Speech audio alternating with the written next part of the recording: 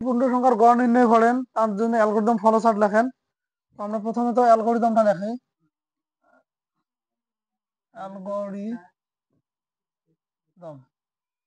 Algorithm যদি দেখি, step one হচ্ছে তোমার start, step two input A B C, যেহেতু আমরা তিনটে সংখ্যা নিচ্ছি তাই না। Step three sum A plus B plus C. Step four AVG sum divided by 3। Step 5 print AVG.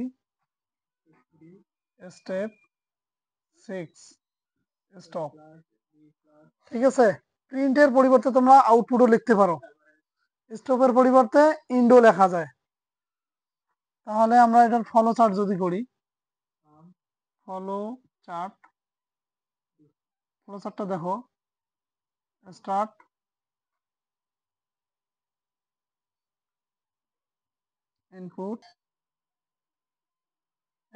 Input A B C sum A plus B plus C. হ্যাঁ, তারপর হচ্ছে এভিজি সাম ডিভাইডেড বাই 3।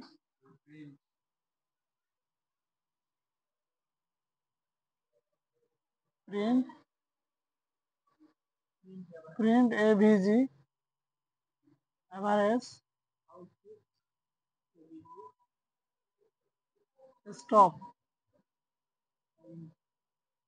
ঠিক আছে, তাহলে শুরুতে আমরা লিখবো স্টার্ট ইনপুট এভিসি, তারপর হচ্ছে sum equal A plus B plus C, তারপর AVG sum divided by 3, print AVG output, যেটা আছে স্টপ।